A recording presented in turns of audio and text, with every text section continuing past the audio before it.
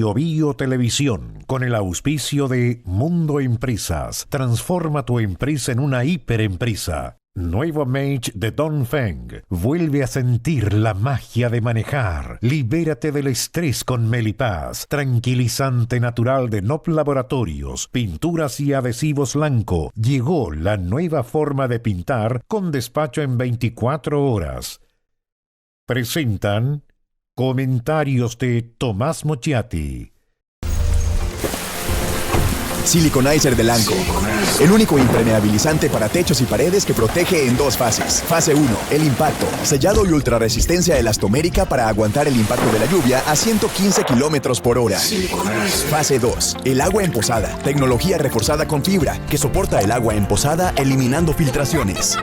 Para lluvias cualquiera, para diluvios. Siliconizer de Lanco. Siente el color, siente la protección. Lanco.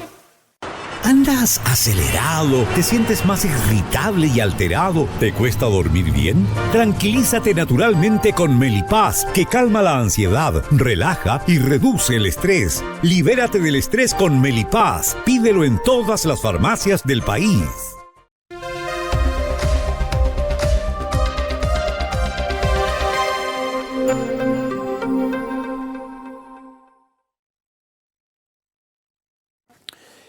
La noticia es esta, la noticia del momento. Janet Jara está ganando hoy a Carolina Toá. Según la encuesta Panel Ciudadano Universidad del Desarrollo, Janet se despegó de Carolina, lo que estaría entrando en una etapa, ella estaría entrando en una etapa de marchitamiento, de languidez. A ver, veamos el proceso. Según esta misma encuesta, a principios de mayo, Toá 39%, Winter 30%, Jara en tercer lugar 27%.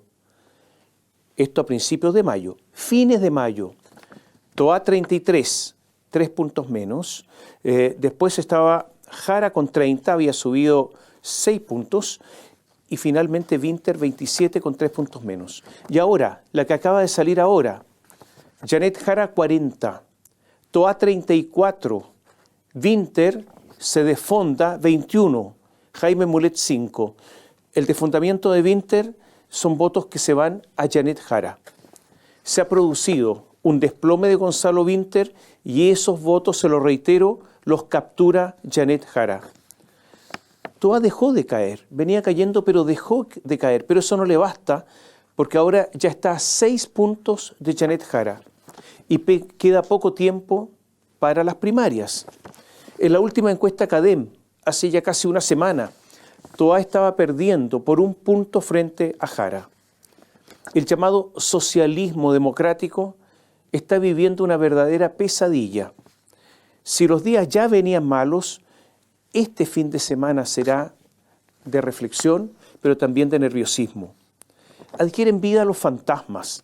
Les recuerdo que en la última elección presidencial, la candidata de ese sector, donde iban el Partido Socialista, el PPD y la Democracia Cristiana juntos, Yasna Proboste, ¿se acuerda usted en qué lugar salió? Salió quinta. O sea, nada muy nuevo bajo el sol para los que tienen algo de memoria. La novedad es que sea la que está ganando Janet Jara. Porque no hay países en el mundo con candidatos comunistas y además comunistas conservadores, ortodoxos, que ganen elecciones. Veamos nuestros vecinos. En países como Argentina, como Perú, el Partido Comunista prácticamente no existe. O sea, esta es una particularidad chilena.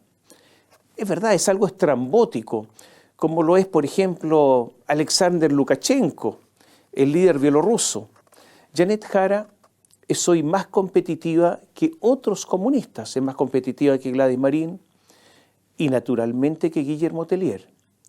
Esto demuestra que en Chile, aunque no les gusta que se les diga, hay una izquierda radical.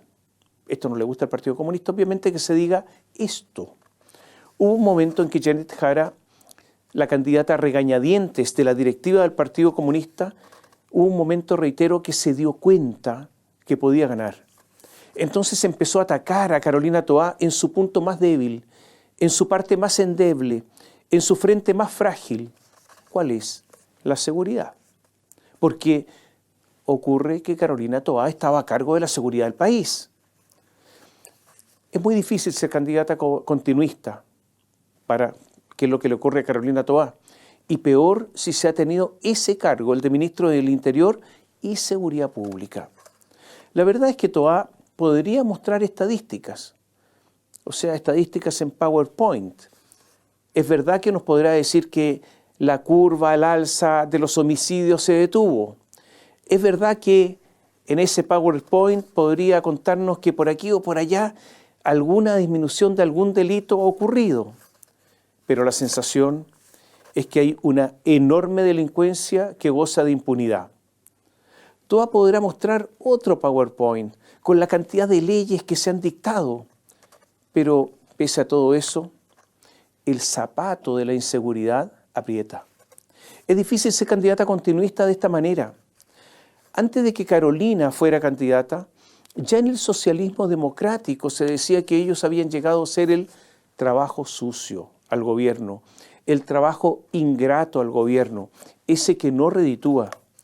Dicho y hecho, porque si todos los candidatos, todos, de todo el arco político, están hablando de seguridad, sin excepción, como un tema pendiente, algo hay, y en el fondo es una crítica, velada o menos velada, a Carolina Toá. Janet Jara, cuando se dio cuenta que podía ganar, vio entonces el punto débil y atacó. Y como un perro bulldog, de esos que muerden y no sueltan, así está Janet, no ha soltado a Carolina Toá. Como les contaba en una columna anterior, Janet Jara critica a cada rato a Toá como responsable de la seguridad. Recordemos que Jara, en un video, evaluó a Toá como ministra del Interior en una escala de 1 a 10 con un 5. Y dijo, entre irónica y despectiva. Yo creo que, se refiere a Toá, yo creo que le puso harto empeño, pero los resultados, y ahí se quedó. Y muy consecuente dijo que de ser presidenta no nombraría a Toá como ministra del Interior. No, a ella sí que no, porque no lo hizo bien. Carolina Toá quedó adolorida y dijo esto notable, lo encuentro notable, o sea, yo a una compañera de gabinete eso no se lo haría. Lo encuentro bien impresionante, pero uno se acostumbra a todo en política. Janet Jara ha dicho, además, yo vivo con un pie en mi oficina y otro en el cortijo. No se puede perder la conexión con la gente real. Y es una crítica casi sin disimulo de que ella es del pueblo, que viene del mundo popular, a diferencia de Toá, de Winter, que vienen de sectores acomodados, de sectores contactados, que forman parte de una especie de red set, de una especie que se ha conocido como la izquierda caviar, una izquierda como intelectualoide, que hablan del pueblo como una especie de aproximación a eso, pero nada más.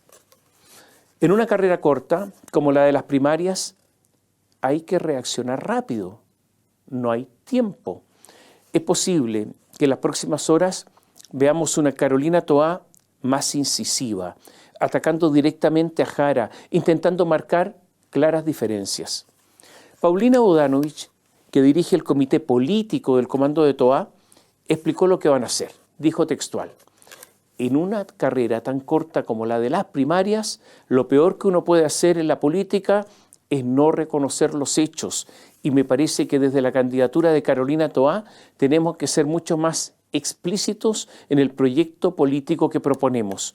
¿Cuáles son las diferencias que tenemos con el Frente Amplio y el Partido Comunista? Pero el problema de Toá es ofrecer una mirada de futuro, no mirando con el retrovisor a la concertación. Esto dijo el secretario general del Frente Amplio, Andrés Kubl, en entrevista con The Clinic. Vemos que algunos de los que apoyan a Toá quieren repetir fórmulas de exclusión de la concertación. Janet Jara también se refirió al punto, dijo así, textual, el principal legado del gobierno va a ser tratar de impulsar un cambio en el ciclo político que no sé si va a lograr consolidarse o no, porque veo una restauración concertacionista muy ligada en la primaria de la candidatura de Carolina Toá. La acusa de concertacionista de Antigua. O sea, intentan mostrar a una Carolina Toá de modé, antigua, vieja, descontextualizada y fracasada en asuntos de seguridad. Por eso el asunto está difícil para Carolina. El asunto, además, se hizo bastante explícito en un afiche del Frente Amplio. Este es un afiche donde está la foto de Toá, esto lo hizo el Frente Amplio, ¿no? Un afiche donde está la foto de Toá con una cara un poco como extraviada. Y más atrás en el fondo, fotos como envejecidas de Ricardo Lagos, de Jorge Burgo, de Soledad Alvear, de Sergio Vitar, incluso de la senadora Paulina Bodanovich. Y muy destacada se lee la leyenda: las caras del pasado no resolverán los problemas que dejaron. Tremendo. Pero este afiche va acompañado de otro. Ahí está Gonzalo Vinter con letras a todo color y que dice: Vinter de frente al futuro. En la franja televisiva de Vinter se reprodujeron imágenes del ex subsecretario del Partido Radical Patricio Tombolini en referencia al caso Coimas, justo en el momento que Gonzalo Vinter dice que Chile puede ser cruel. O sea, tal imagen de Tombolini, símbolo para ellos del caso Coimas, y aparece Vinter diciendo: Chile puede ser cruel, desigual e injusto, y terminó diciendo: solo para unos pocos. Terminó creciendo, solo para unos pocos. En ese mismo segmento, la franja también mostró a Augusto Pinochet y al ex demócrata cristiano Jorge Correa Sutil, que ahora está con Toá. Es un ex amarillo. Vinter se las trae porque Tombolini, atención, fue absuelto por la Corte Suprema en el caso Coimas, pero ahí está mostrando todo eso antiguo. No es algo extraviado decir que la candidatura de Toá tiene algo de añejo, eso es cierto, y la tendencia a recurrir a figuras cuestionadas también es cierto. Por ejemplo, un personaje esencial en estos instantes en la candidatura de Toá es Guido Girardi. Se lo divisó en ferias de Renca, de Conchalí, entregando papelitos, flyers, haciendo campaña por Carolina Toá. Según Pulso Ciudadano, los principales apoyos a Janet Jara provienen de los votantes jóvenes, entre 18 y 30 años, donde obtiene un respaldo de 11,2%, mientras que el fuerte de Toá está en el bloque de 51 a 80 años, con un apoyo de 8,7%. Es cierto, incluso en la composición de votantes, Toá se ve un poco o bastante antigua, vieja. Pero hay un dato nuevo. Jara está superando a Vinter en el voto juvenil, pese a que ese voto juvenil es uno de los bastiones electorales del Frente Amplio. Por lo tanto, el desplome de Vinter y el aumento de la votación o de la propensión a votar por Jara es muy, muy fuerte. La candidata del Partido Comunista, dice la misma encuesta, es preferida por las mujeres, 9,8%, y Toá es preferida por hombres, 7,3%. Jaime Sáez es jefe de la bancada de diputados del Frente Amplio y él dijo, apuntó al corazón, dijo, en el socialismo democrático tienen que hacerse cargo de su falta de proyecto político. Es posible que justamente este sea el punto, que la izquierda tiene poco que ofrecer. Perdido el proyecto constitucional, se ha quedado con poco discurso, salvo ese de la defensa de los trabajadores frente al capital, o el aumento de las pensiones, o en forma infinita siempre nuevas reformas tributarias. Eso y poco más. Ahora, hay una cosa diferente que es lo que se refiere a la violencia en política. Las acusaciones a la izquierda de tolerar la violencia, especialmente durante todo el periodo del estallido social, es en verdad un asunto profundo porque se refiere a un asunto que son las convicciones democráticas. Es posible que este sea, yo diría, un tema esencial en la guerra civil que se desarrolla en el oficialismo ante la primaria del próximo 29 de junio. En los momentos más extremos, las cosas no se pueden esconder, es imposible. Por eso han surgido con fuerza estas diferencias en la izquierda en medio de estas primarias. Y me reitero, a la legitimidad de la violencia o a lo que ocurrió en el estallido. Voy a ser someramente un recuento para que se entienda por qué este es un punto divisorio. Este es un recuento para entender lo que ahora está ocurriendo en las primarias de la izquierda. El Partido Comunista Chileno siempre fue un partido marxista, leninista, ortodoxo, con la Unión Soviética como faro iluminador. Y con Cuba, aliado a la Unión Soviética, esta Cuba de los Barbones, con kepi, militarizada, pobre e internacionalista, con vocación de exportación de la guerrilla y la revolución a toda América Latina, también como un faro. El Partido Comunista Chileno estuvo lejos de la China comunista, porque ellos, los chinos, no tenían relaciones cercanas con los soviéticos, y también estuvo lejos del llamado eurocomunismo, ese que surgió luego de la caída de Allende en Chile, y cuando los horrores de la dictadura soviética hicieron del comunismo una ideología impresentable. Esos líderes europeos del eurocomunismo, Santiago Carrillo, Enrico Berlinguer, Georges Marchais, para los comunistas chilenos eran unos amarillos, unos despreciables desviacionistas, unos socialdemócratas, todos calificativos que en la jerga comunista eran insultos de los más bajos. Fue el Partido Comunista Chileno el único, junto a una facción del MAPU, el MAPU Lautaro, digamos, en menor medida, los que tuvieron una política militar para enfrentar la dictadura del general Pinochet con el Frente Patriótico Manuel Rodríguez y, en alguna medida también, el MIR. Esa fue la resistencia armada.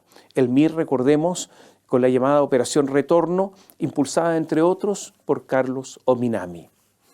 El Partido Socialista Chileno también era marxista, aunque pretendía ser una versión criolla del marxismo. Bajo el influjo de Fidel Castro y su gente, en forma oficial, en 1967, el Partido Socialista Chileno declaró que el poder había que tomarlo mediante la violencia, ya que no era posible con la democracia burguesa.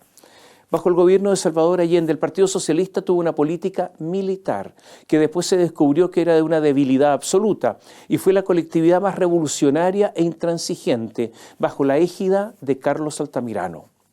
Después del golpe de Estado, exiliados socialistas, también comunistas, pero socialistas en la Alemania comunista que se llamaba República Democrática Alemana, y habiendo experimentado en carne propia este ideal socialista, pero día tras día, la dirigencia del Partido Socialista se dividió. Carlos Altamirano, el recalcitrante, se fue a París, porque le pareció que el capitalismo a la europea le sentaba más. Clodomiro Almeida se mantuvo porfiado en la Alemania comunista. Pasaron los años y más tarde se produjo la reunificación socialista. Bajo el gobierno de Patricio Aylwin, Almeida fue nombrado embajador en Moscú. Fue ese exilio en esa Alemania lo que motivó, en señal de agradecimiento, a que la izquierda chilena alentara el traslado del último comunista alemán oriental, líder, antes de la caída del muro de Berlín, Erich Honecker, quien murió en Chile.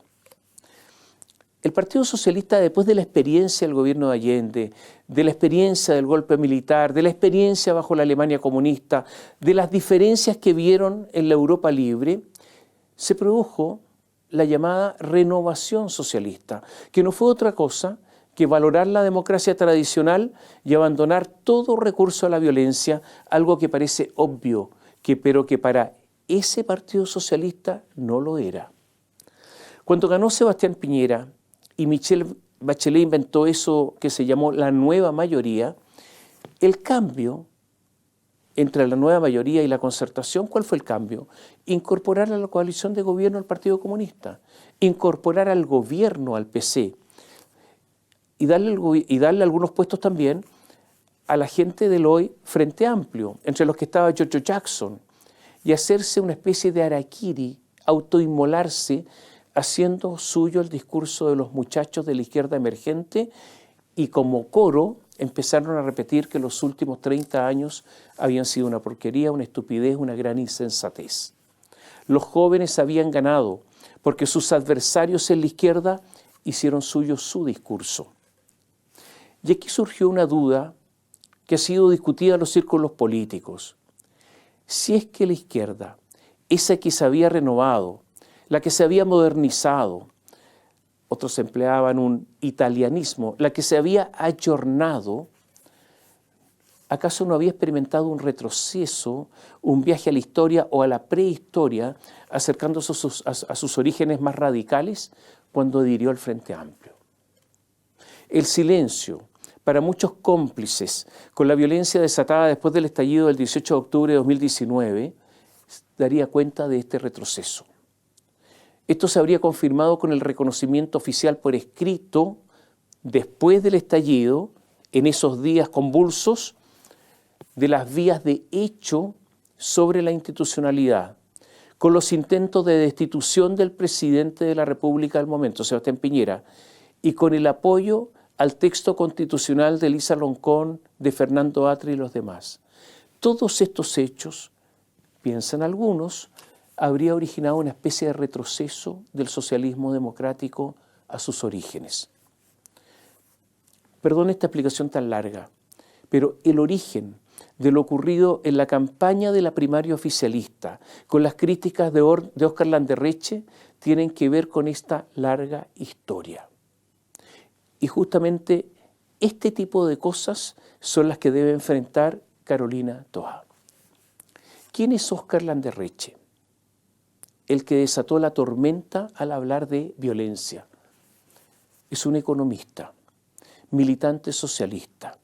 Su padre, Óscar Landerreche Casitúa, durante el gobierno de la Unidad Popular, recibió entrenamiento militar y de inteligencia en Cuba. Después, en el exilio, estudió en la Universidad de Oxford. Óscar Landerreche, su hijo, el que nos ocupa ahora, que tenía 1 año para el golpe militar y que estudió en un colegio público en Inglaterra, luego en Bogotá, estudió economía en la Universidad de Chile, obtuvo un doctorado en el MIT, la famosa universidad norteamericana. Es profesor de la Facultad de Economía de la Universidad de Chile. Antes de irse a estudiar a Estados Unidos, trabajó en el Banco Central, en el Departamento de Estudios, en la Unidad de Análisis de Política Económica, en la Unidad de Análisis Financiero, la Gerencia de Investigación Económica. Fue presidente del directorio de Codelco y en esas funciones sufrió un grave atentado por parte de una organización anarquista llamada Ecoterroristas Individualistas Tendiendo a lo Salvaje. O sea, un hombre de un enorme bagaje académico, pero también en la dirección de empresa. ¿Qué dijo Landerreche? Recordémoslo. Es importante porque lo dijo un militante socialista. Todo esto a propósito de la violencia. Landerreche dudó de la vocación democrática del Frente Amplio, desde Boric hacia abajo.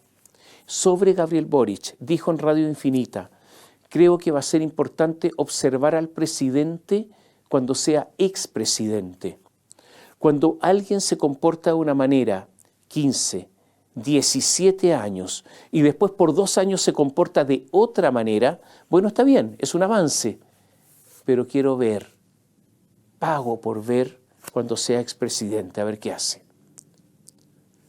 Pero ¿usted paga por ver qué?, le preguntaron, y él presto contestó: me gustaría que si hay un gobierno de derecha, traten de no derribarlo y no convertir al país en un maldito infierno lleno de, digamos, de quemar iglesias. Quiero ver eso.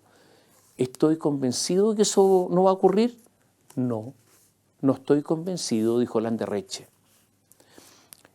Es cierto el juicio que tengo sobre el actuar irresponsable, la frivolidad, el infantilismo, la mitomanía crónica y sobre todo la falta de integridad de muchos de los liderazgos que han capitaneado la implosión autodestructiva de la izquierda chilena durante los últimos años. Y esto es en realidad mucho peor de lo que he expresado en público. Lo dijo en X. Brutal. Y Landerreche remató que él no iba a apoyar otras candidaturas de la izquierda que no fuera Toá. Agregó: a estas alturas de mi vida y con el comportamiento que ha tenido gente en política, olvídese de los cheques en blanco. Cuando uno se ha portado mal, se ha equivocado y hecho tantas tonteras, tantas veces como las de los últimos años, aquí no hay cheques en blanco.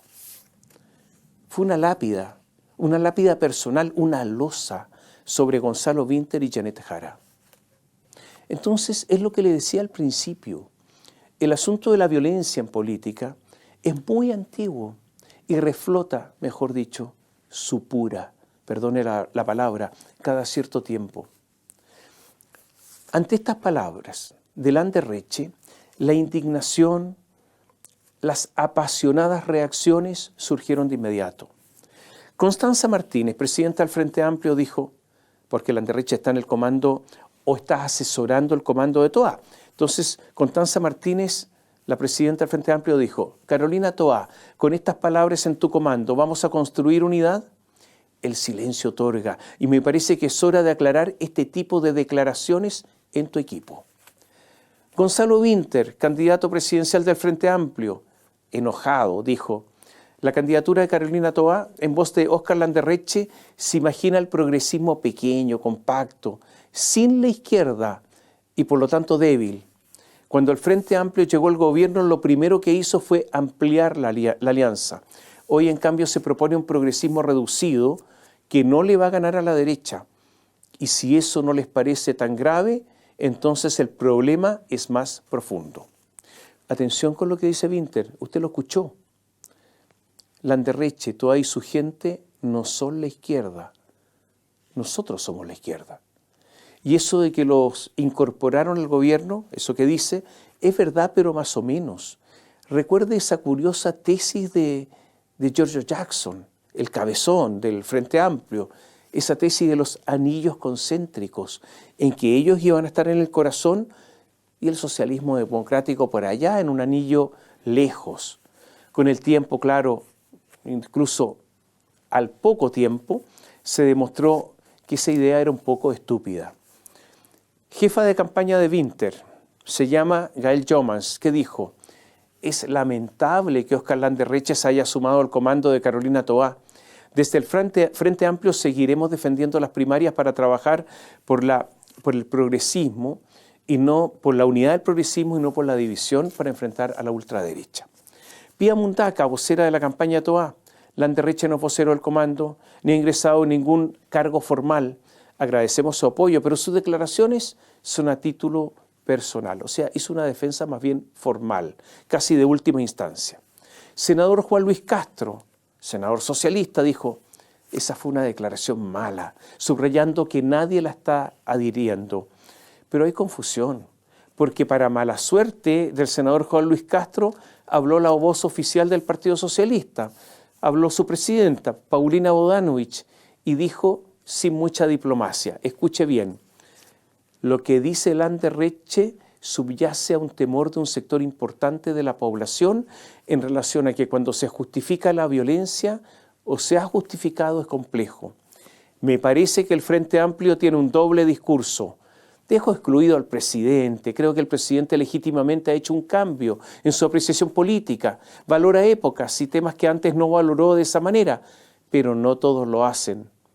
Todo este discurso de que se valora los 30 años, de que el país avanzó, que valoran políticas de Bachelet que antes no valoraban, yo no sé si es cierto. Y siguió, creo que hay un sector importante del Frente Amplio que no ha hecho mea culpa, que siguen justificando la violencia o que crean que había que quemarlo todo. Por lo tanto, hay apoyo a Landerreche dentro del Partido Socialista y hay otros que dicen, a lo mejor simplemente por cálculo, que no lo apoyan. Hubo otra, el candidato presidencial del Frente Amplio, Gonzalo Winter, dijo, hoy día lo que se hace es convertir lo peor del estallido, que es una cuestión terrible, lo que vivieron a quienes les quemaron locales, toda la cuestión es terrible, pero dice, respecto del estallido y su magnitud, resulta marginal. Atención con esto. El candidato del Frente Amplio, Gonzalo Winter, dijo que la violencia era algo marginal, algo tolerable. O sea, simplemente son costos que hay que pagar. Si Winter ganara la primaria, Toá debiera hacer campaña por él y obvio votar por él. ¿Se da usted cuenta en el lío en que está Carolina? Otra más. Hay una propaganda en video de Winter. Usted lo puede ver seguramente en alguna plataforma digital. El humorista Lucas Espinosa publicó un sketch en redes sociales que protagoniza el abanderado del Frente Amplio. Ahí aparece Gonzalo Winter. En él, el postulante a la moneda se topa con una mujer a punto de dar a luz, está embarazada, que rompa una bolsa en la calle frente al parlamentario. Y ella le dice, Gonzalo Winter, ¿no? Gonzalo, qué vergüenza, perdón, por primera vez me pasa, no es pipí. ¿Qué puedo hacer por ti? Le puedo poner Gonzalo a la guagua. Ay, es que es mujer. Gonzala, dice la actriz Carol Bloom en la escena. Una payasada sin límites de alguien que quiere dirigir el país. Eso le dijo el senador Fidel Espinosa del Partido Socialista. Dios nos pille confesados. Sabía, se refiere a Winter, sabía de su imbecilidad, pero esto es más que eso. Lo dijo en la cuenta de X. Brutal Fidel Espinosa. Le respondió Andrés Kub, del Frente Amplio, y dijo, ¿hasta cuándo el Partido Socialista no toca a Fidel Espinosa? ¿Qué pasaría si un senador del Frente Amplio tratara de imbécil a Carolina Toá? Así están las cosas. Naturalmente que vea usted el sketch para que se forme su propia opinión. ¿Se da cuenta de la casa de remolienda del gallinero? Otra de Landerreche dijo que Toá es la única capaz de vencer a la derecha. Esta discusión entonces está duramente planteada y esta discusión afecta tanto a Toá porque hubo confusión en su comando y porque ella ha tenido que convertirse en un equilibrista, pero también a Winter porque hay dudas acerca de la vocación democrática de su sector. Por eso la izquierda está enfrentando muchas contradicciones. Por ejemplo, una de las acusaciones que en materia de seguridad enarbola Carolina Toá, Janet Jara, Gonzalo Winter, es que la derecha se opone a la apertura de las cuentas bancarias, las cuentas corrientes o cualquier cuenta bancaria que sean abiertas por ley. Y yo creo que pueden tener razón, pero ocurre que en la investigación que el fiscal Patricio Cooper, en la que indaga la eventual participación de Carol Cariola, diputada comunista, en el caso Chinamart, no se ha podido acceder a las cuentas corrientes de Carol Cariola. A ella se le investiga por cohecho, por tráfico de influencia. Ahí también se investiga a Iracy Hasler. En medio de esta investigación, el fiscal pidió al 7º Juzgado de Garantía un tribunal al que se le califica de propenso al progresismo y su figura, sé que es grotesco decir esto. Se pidió al tribunal por parte de Patricio Cooper, el fiscal, que se abrieran las cuentas de Carol Cariola en los bancos de Chile, Itaú, Santander, Banco Estado, está bien bancarizada la diputada comunista, y en el caso del chino Boyang, alias Emilio Yang, en el BCI Santander. El tribunal se negó, pero ocurre que Carol Cariola se opuso a abrir sus cuentas corrientes. Entonces podemos ahora, con la ayuda de ustedes, hacer una petición a Carola, Janet y Gonzalo, los candidatos presidenciales, que llamen a Carol Cariola y que le digan que no haga eso, que no se opongan a que se abran sus cuentas, porque ellos están pidiendo lo contrario, están pidiendo que se abran las cuentas y que la oposición a eso, según ellos acusan, es de la derecha. Yo no sé si este es un argumento bueno para Carol Cariola, que lo que ella está haciendo es lo que acusan de hacer a la derecha. No sé si le hará sentido a esta militante comunista, pero usted se da cuenta cómo las contradicciones empiezan a surgir a cada rato. Otra más. El Partido Comunista, Janet Jara, no solo apoya a Cuba, a Nicaragua, a Venezuela, sino que poco antes de cerrar esta columna emitió una declaración el Partido Comunista solidarizando con la expresidenta de Argentina, Cristina Fernández, tras un fallo en su contra que la condenó por corrupción. ¿Qué dijeron los comunistas? Todos juntos, confrontados al asedio de la derecha retrógrada. La señora Fernández fue condenada en forma definitiva en Argentina por corrupción. O sea, el Partido Comunista no se hace ningún problema en apoyarla. Tiene lo que se le pide. Pregunta para que dejo planteada. Si pierde Carolina Toá, ¿qué pasará con el socialismo democrático? Claudio Rego, gobernador de la región metropolitana, se está complicando día a día. Está citado a declarar como imputado a la Fiscalía. se va a ingresar un requerimiento ante el Tribunal Calificador de Elecciones para destituirlo. Orrego fichó abogados. Es la oficina Bascuñán, Barra, Watt, Contreras, Schurman, llamada VAX. Estos abogados han colaborado, son más bien ligados al oficialismo, aunque no siempre defienden a oficialistas, pero ha colaborado con Boric, con la Municipalidad de Maipú contra Cati Barriga, con Josefina Uneus, y ahora tienen un nuevo cliente que es Claudio Orrego. Recordemos que Orrego enfrenta una causa criminal por el caso Procultura, la de su ex amigo, el doctor Alberto Larraín. Y ahora enfrenta una segunda investigación por el uso indebido de una asesoría al gobierno metropolitano para su campaña a la reelección. A los consejeros republicanos se han sumado los consejeros de la UDI. A mi juicio, la situación de Orrego es muy grave, tanto desde el punto de vista penal como ante el Tribunal Calificador de Elecciones. Los antecedentes de lo ocurrido con la empresa de asesorías de coaching, Vera y Asociados, lo complican. Se supo de más de 10 contratos por trato directo por cerca de 250 millones de pesos con esta empresa Vera y Asociados. Estos antecedentes muy graves están en la columna anterior, la de la semana pasada. La UDI tenía dudas de apoyar la acción contra Claudio Orrego, pero se convenció porque han surgido dos antecedentes nuevos.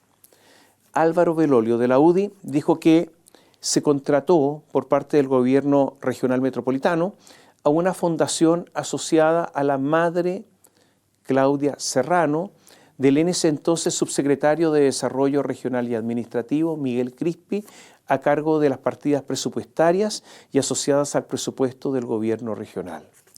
Fue en esa instancia donde se relajaron las condiciones y donde se generó el caso Fundaciones. Y agregó Belolio que esto generaba dudas de la contratación de un pariente del en ese entonces subsecretario. Esta organización, que se llama RIMISP, de la cual Claudia Serrano, la mamá de Crispi, fue directora ejecutiva. Se evidencia entonces un conflicto de interés y una posible negociación incompatible. Pero hay un segundo caso. La gobernación contrató a una empresa de servicios que se llama AGEM Asesores y Consultores Limitada, que recibió 2 contratos, de nuevo, por trato directo, por un total de 110 millones de pesos. El dueño de la consultora es el contador José Solís Venegas, que tiene una comercializadora de artículos de cuero con Mayurí Reyes Torres. ¿Quién es ella? Jefa de Administración y Finanzas de Orrego durante 6 años y actualmente jefa de la División de Presupuesto e Inversión del Gobierno Regional, o sea, una estrecha colaboradora de Orrego. La Contraloría detectó que esta empresa AGEM no tenía la idoneidad para prestar servicio. ¿Se da cuenta cómo está todo cruzado? Pero, a ver, ¿cuál es el lema de la empresa AGEM? Nuestro capital es su confianza. Y cuando usted abre la página web de esta empresa AGEM, dice así se presenta en su página web. Nuestra empresa está dedicada, no dice está, le falta el tilde, a dar los servicios de una asesoría, no dice asesoría, dice asesoría contable, tributaria y legal requerida hoy por las empresas. Nos hemos preparado para asesorar a nuestro cliente en el cada día más sin tilde, complejo campo de la contabilidad y el área tributaria. Todo mal escrito, todo con falta de ortografía y mal tipeado. Y usted va al icono, ese que indica quiénes somos, y dice: nuestro equipo se compone de profesionales de vasta experiencia en el área de la contabilidad y asesorías tributarias, contando con una gran, no, dice una gran clientela que avala nuestro profesionalismo, seriedad y eficacia con los servicios prestados y cuyos cargos de contador, asesor tributario, asesor legal, y no están los nombres, ni del contador, ni del asesor tributario, están los espacios en blanco. Dan una dirección, Irarrázaval 2334, pero si usted va a Irarrázaval 2334 no encuentra nada. No hay nada. Hay una automotora al lado, al otro lado un edificio de departamentos. Y en la página web hay un número de teléfono. Y el número de teléfono es 22-33-44-55-66. No sé si entendió, se lo repito. 22-33-44-55-66. Un invento. No es número de teléfono ese. Yo de verdad, honestamente, no sé qué diablos de esta página web sedujo a Claudio Rego. ¿Qué diablos lo convenció para que haya un trato directo con esa gente y para que le entregaran 110 millones de pesos? Hace algunos instantes Claudio Rego se defendió. Dijo que aquí en todo esto hay un burdo aprovechamiento político, que todo esto es un abuso de la democracia. ¿Qué dice Claudio Rego? Textual. En base a esta acción están pidiendo la muerte política de una autoridad electa democráticamente por más de 2,5 millones de personas, basadas en un informe de Contraloría que tiene etapas pendientes de apelación, sin que haya ninguna acusación formal en mi contra, mucho menos una condena, y sin darme espacio legítimo a mi defensa. Esa es la defensa de Orrego. Pero la verdad es que Orrego ya se defendió ante la Contraloría y no le resultó. La Contralora Dorothy Pérez entregó su informe final después de escuchar la defensa de Orrego. Frente a ese informe final solo cabe una reconsideración que tiene escasa posibilidad de éxito. Y la denuncia que se pretende hacer es ante el Tribunal Calificador de Elecciones, o sea, una instancia jurisdiccional. ¿Dónde estaría el abuso de la democracia? ¿Cuál sería, como dice Orrego? A menos que él sostenga que la votación, la que él obtuvo, no es para ser electo, sino para blindarse. Pero eso sí que es antidemocrático. Yo diría, Orrego está muy complicado. Lo de Orrego lo dio a conocer la Contralora Dorothy Pérez, la misma que dio a conocer las licencias falsas con 25.000 casos. En un informe dado a conocer por Biobío hace pocos instantes, la Contralora informó que Carabineros no realizó la totalidad de las denuncias al Ministerio Público en los casos de armas no encontradas en los domicilios, así como tampoco en los de armas inscritas a nombre de fallecidos, tal como lo establece la normativa. Dorothy Pérez está sacando permanentemente resultados de investigaciones. En una columna anterior dijimos que la Contralora sería atacada, que la tratarían de anular, que la intentarían silenciar. Hace poco antes de cerrar esta columna, supimos que la Central Unitaria de Trabajadores, la CUT, anunció que interpondrán una denuncia ante la Organización Internacional del Trabajo, la OIT, en contra de la Contralora Dorothy Pérez, a quien acusan de prácticas reñidas con la libertad sindical. Según detalló Eric Campos, secretario general de la CUT, la definición se tomó tras una reunión del Comité Ejecutivo de la CUT junto a parte de la directiva del Colegio de Profesores. ¿Y todo esto por qué? Porque a propósito del paro de los profesores, Dorothy Pérez ordenó que se les descontaran los días no trabajados, como ocurre en cualquier lugar. Los mismos que dicen que están en contra de los privilegios, los quieren para sí. Y por eso acusan a Dorothy Pérez, la que tiene que cuidarse. Nuevamente se ha abierto el debate de la jubilación o dieta de los expresidentes. La cifra que reciben es exorbitante. Hay que recordar que esta jubilación se instauró por dos motivos. El primero, porque Patricio Aylwin era ya un hombre grande, un hombre mayor, no tenía de qué vivir cuando salió de la presidencia. Patricio Aylwin no era una persona de recursos económicos. Y la segunda razón, porque estando Pinochet como senador vitalicio, en una época en que no se sabía que había sacado dineros estatales y los tenía en el Banco Rix, lo convencieron que abandonara el Senado, que renunciara y que iba a recibir esta jubilación. Es por esta razón que los que reciben o lo que reciben los expresidentes se financia con el presupuesto del Senado. Y es lo mismo que ganan los senadores chilenos, que están entre los mejor pagados en el mundo. Le voy a dar un ejemplo cuánto ganan. En el mes de mayo, Michelle Bachelet recibió exactamente lo siguiente.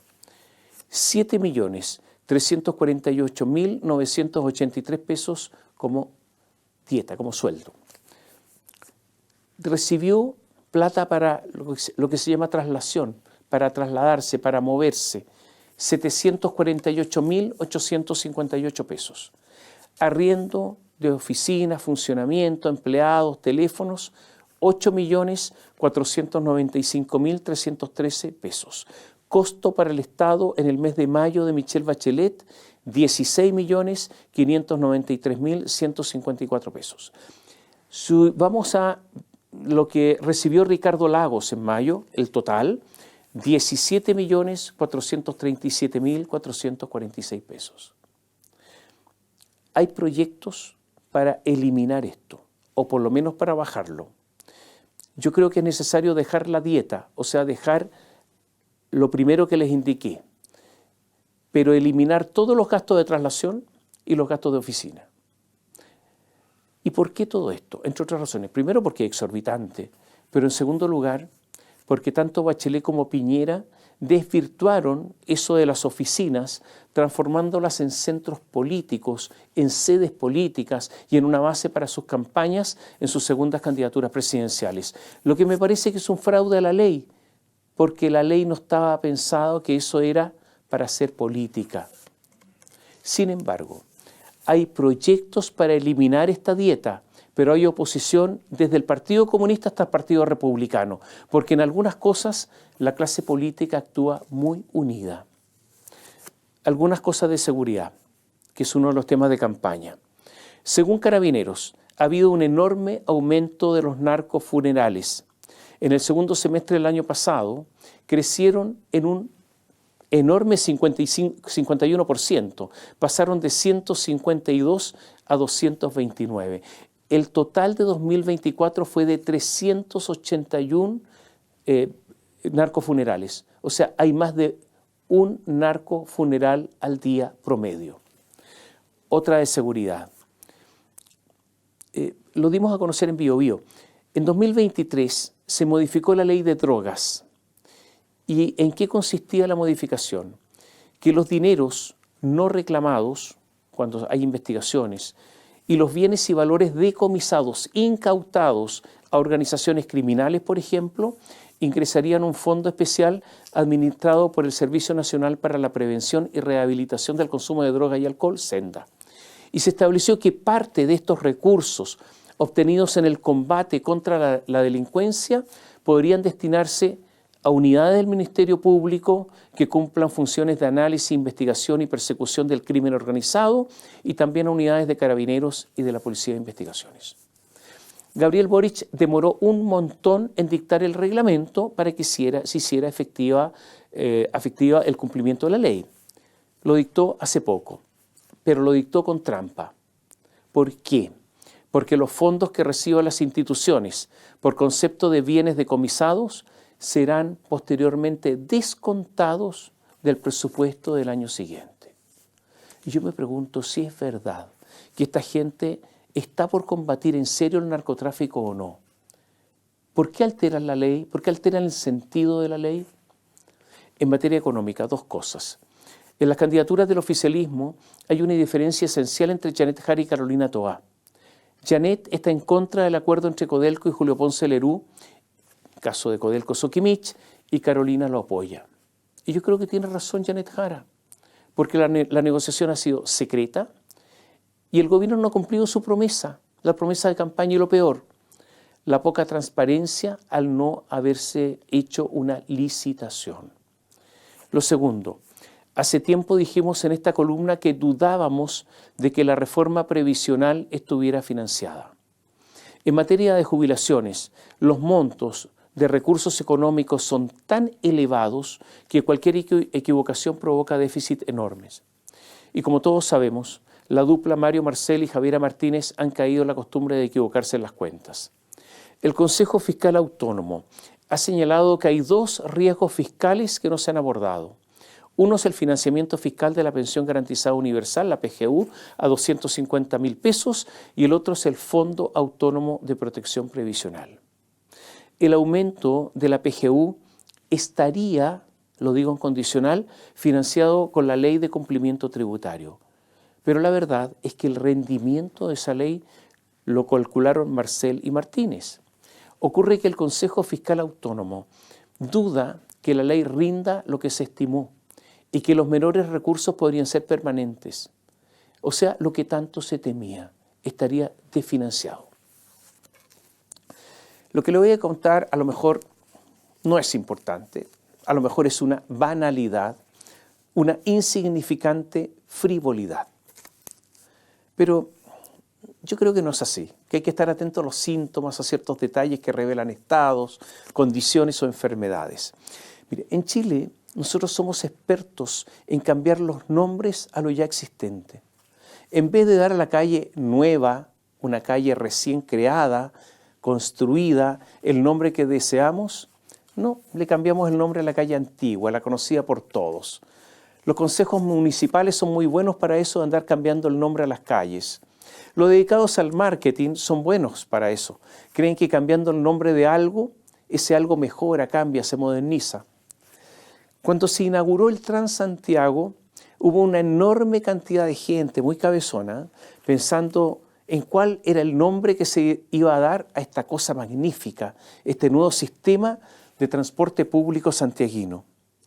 Lo que se anunció era como una especie de milagro, en que habría una gran frecuencia de buses con desplazamiento ordenado, y recuérdelo por favor, dijeron que no le costaría un peso a los chilenos. Ricardo Lagos nos dijo que se financiaría con el pasaje. Bueno, nos ha costado miles de millones de dólares. Era tal la maravilla que había que elegir un color institucional. Y usted no se imagina cómo muchos discutían por horas acerca de toda la cromática diversidad para dar con el color exacto. Tenía que ser amarillo, rojo, naranja. Estaban todos opinando. Y finalmente, después de muchos argumentos de colores para allá y para acá, se resolvió que el color sería para el Transantiago el verde. Porque dijeron, era no solo un símbolo de esperanza, sino que estaba relacionado con la naturaleza. Otros dijeron además que era un emblema de cultura. Pero después surgió otro problema. ¿Qué tipo de verde? Y empezaron a ofrecerse en la mesa de discusión los pantones, los verdes más increíbles. Se desplegaron los catálogos. A mí me gusta el verde lima, decía uno. Otros manifestaban sus preferencias por el mint, el emerald, el apple, el persian, el pistacho.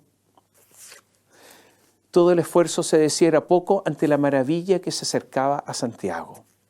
Finalmente lo resolvieron y concordaron en un verde.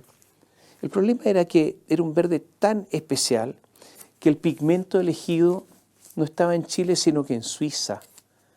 Así es que de allá de Suiza se importaron las primeras pinturas para colorear los buses de la modernidad que llegaba a Santiago. Era todo tan perfecto y tan delicado. Porque en ese tiempo teníamos plata, teníamos superávit, la deuda estaba casi en cero y había burócratas bien pagados que se podían dar el tiempo para estos ejercicios que ellos definían como sutiles. Ahora todos sabemos cómo terminó todo esto. Y el verde después era cualquiera, aplicado con brocha gorda, tipo procultura. O sea, terminamos en algo burdo. Y después había buses, usted lo recordará, pintados de cualquier color. Pero ocurre que esta maravilla llamada Transantiago, como no anduvo bien, le cambiaron el nombre a Red. Y esta Red tiene una de las evasiones más altas del mundo y ahora a nadie le importa el color. Ahora está también cambiando de nombre la CONAF. La CONAF ahora se llama Corporación Nacional Forestal CONAF, se va a llamar Servicio Nacional Forestal. La ONEMI, la Oficina Nacional de Emergencia, ahora se llama SENAPRED, Servicio Nacional de Prevención de Desastres. Ellos tuvieron, la SENAPRED, una especie de debut en el incendio de Viña del Mar y Quilpué. Claro, fue el tercero más letal de que se tenga registros en el mundo. El SENAME, el Servicio Nacional de Menores, ¿sabe cómo se llama ahora? Mejor Niñez. La mano del marquetero se nota. Como usted sabe, la seguridad cruza el país. y las campañas presidenciales. Se han dictado una serie de leyes, ha habido tropiezos, oposiciones, principalmente las que regulan las reglas del uso de la fuerza y la nueva ley de inteligencia. Entonces, ¿qué ocurrió? Que los senadores aprobaron el proyecto de ley de inteligencia, el Senado lo aprobó y lo despacharon a la Cámara de Diputados.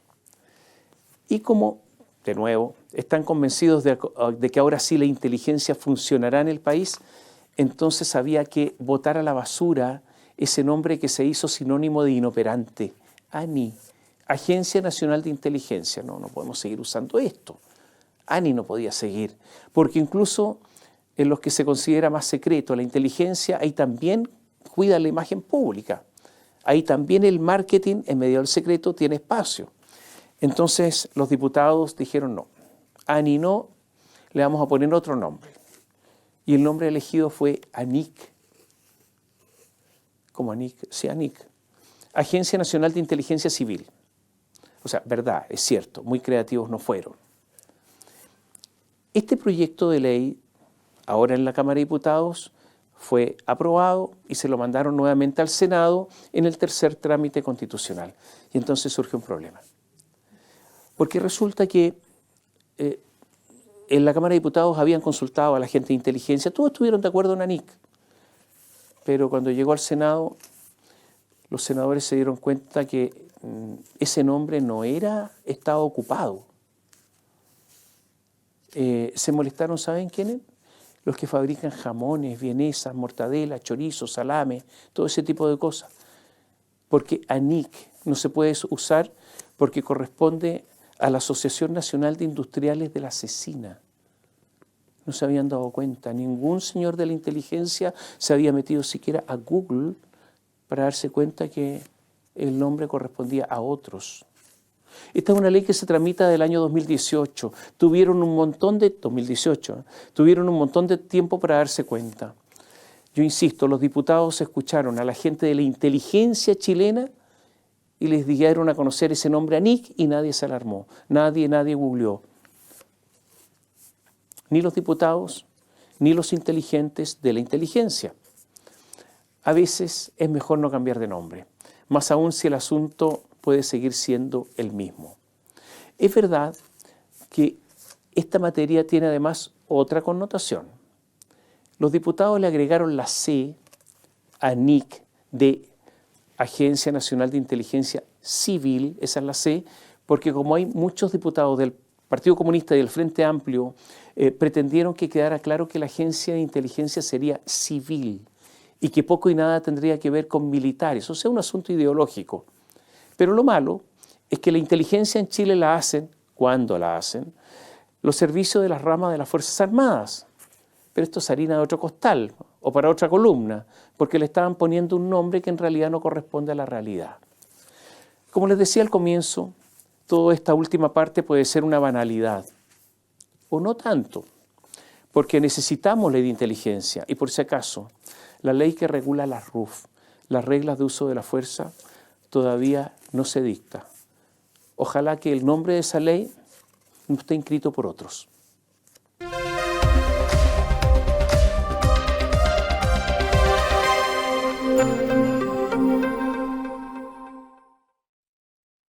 Bio Bio Televisión, con el auspicio de Mundo Empresas, transforma tu empresa en una hiperempresa. Nuevo Mage de Dongfeng. Vuelve a sentir la magia de manejar. Libérate del estrés con Melipaz, tranquilizante natural de NOP Laboratorios, pinturas y adhesivos Lanco. Llegó la nueva forma de pintar con despacho en 24 horas. Presentaron comentarios de Tomás Mochiati.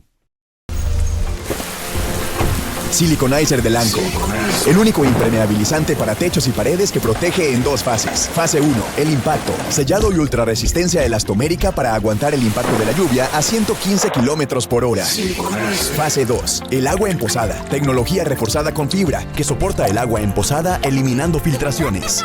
Para lluvias cualquiera, para diluvios. Siliconizer de Lanco. Siente el color, siente la protección. Lanco. ¿Andas acelerado? ¿Te sientes más irritable y alterado? ¿Te cuesta dormir bien? Tranquilízate naturalmente con Melipaz, que calma la ansiedad, relaja y reduce el estrés. Libérate del estrés con Melipaz. Pídelo en todas las farmacias del país.